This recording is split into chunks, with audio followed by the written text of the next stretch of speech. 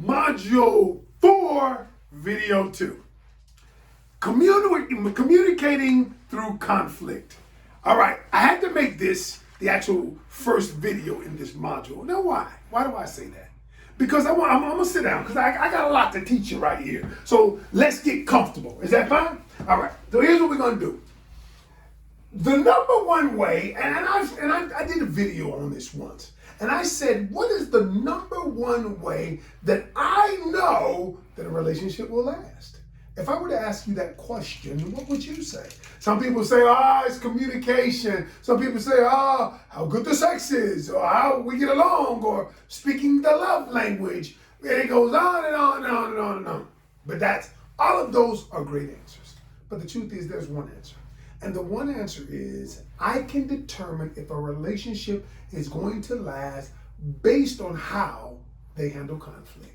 Based on how they navigate conflict, how they work through problems will tell me. If they are proactive about working through problems, they got a chance to make it. If they are not, I don't care how good they do or they are together, at some point, it's going to crack. So in this, I want to teach you how to navigate through conflict. One of the things is when you're dating, when you're in a relationship, you're going to have some conflict, okay? And so Coach is going to show you. But I got to give you a scenario first, all right? The scenario is this. Now think about this for a minute. Number one, so let's say you have a garden, all right? And it's a beautiful garden. And your neighbor, every time your neighbor lets out their dog, then their dog goes and just, gets your tomatoes and your onions and cucumbers and just messes up your garden. And you get pissed. You mad as hell. So you need to go talk to your neighbor. What are your two objectives? Now, some people say they're one objective. You have two objectives, and I want to know if you know what they are. All right? And this is the premise of this video and really this course. All right? Any answers? Some people say, yeah, keep the dog out my garden, or I'm going to shoot him, or whatever. All right? But I tell them this. I said, wait a minute. You have two objectives. Number one, solve the problem. Keep the dog from coming in your garden, right? But they forget about number two. The other thing you got to do is you got to maintain the relationship. First, solve the problem. Two, maintain the relationship. Because what do people do? They'll solve the problem. I got them. I forced them into doing it, but you lose the relationship. And sometimes in relationships, we maintain the relationship, but we don't say anything. We keep quiet. We suppress the things that we're feeling. And so, what do? We maintain the relationship, but we don't solve the problem. So this module is about solving the problem and maintaining the relationship. Is that fair? But before I get into telling you all of these strategies, these different videos of how to say this, how to say that, what to do, I got to tell you, number one, that what I call the 10 deadly sins of communication in a relationship. Now, when you're in a relationship, there are 10 deadly sins. If you do any of these things, it could derail the greatest relationships, the greatest possibilities of a relationship, okay?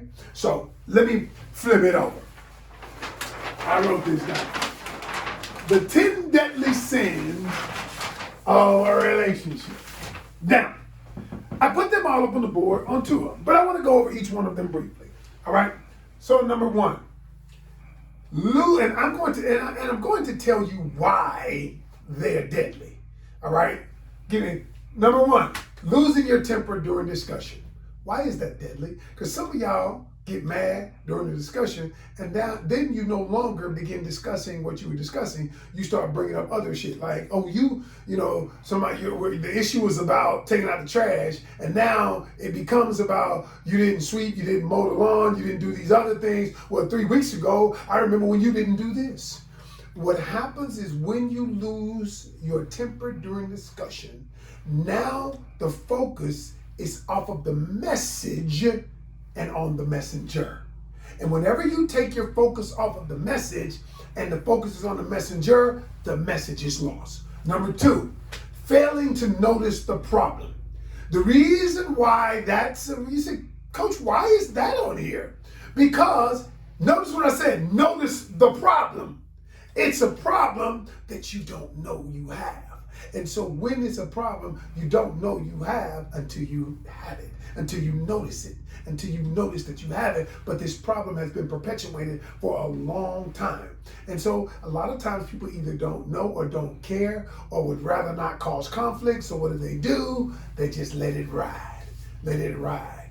And so that is a deadly sin because that becomes insidious. It grows. It's almost like the person who doesn't get mad much, and then you keep picking at them, and they explode, and you're like, well, why are you mad? That's kind of what that is. Number three, ignoring it and hoping it'll go away.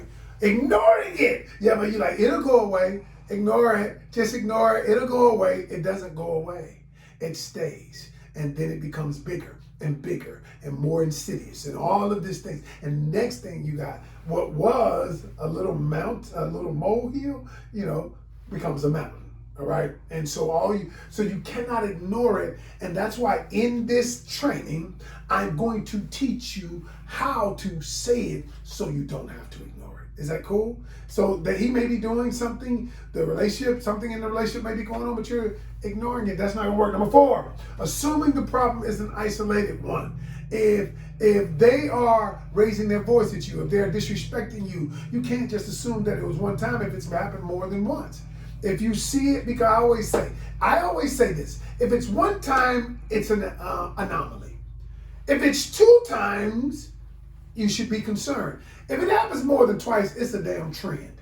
And so when it becomes a trend and you don't address it, then it becomes a part of the relationship. Okay? And when it becomes a part of the relationship, alleviating it, getting rid of it is going to be tougher. All right. Number 5, making decisions based solely on the advice of others. Your friends telling you what to do.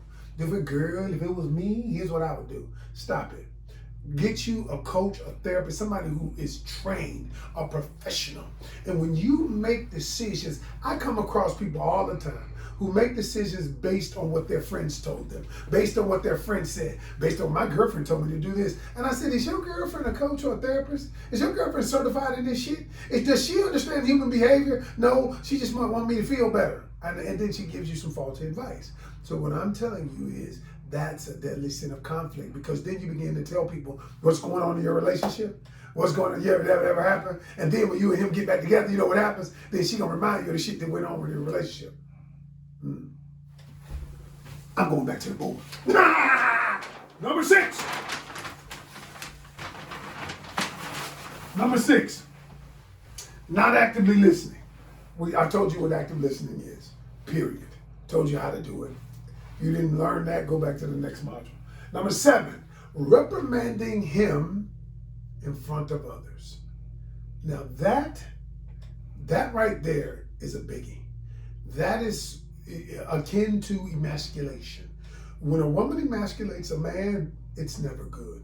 Now there are some men who will tolerate it, who will say, that's just how she is. But a man does not want to be emasculated. When you reprimand him in front of others, now he can't do it to you either. And I'm going to show you how to call that out, but you can't do it either. Number 8, allowing the behavior to continue without calling it out. Enough said. When you don't call it out, it perpetuates, it grows. Number 9, not speaking your truth. That means you just keep it in. And last but not least, not investing in learning. There are so many people, so obviously if you're looking at this, you've invested in your learning. I applaud you. How many people, I remember my late pastor, my late bishop said something, my spiritual father. He told me something. He said, Canyon, he said, how can people expect to get a profit from something they've never invested in? Wow. How do you expect a profit from your relationship if you've never invested in? How would you expect to profit from anything? You don't expect to profit from the stock market because you didn't put anything in it, right? Why is it that we expect a relationship to profit, to be beneficial, though we never invest in it? Obviously you are. All right, y'all. I had to tell you the 10 things not to do before I tell you what to do. All right, I'll see you in the next one.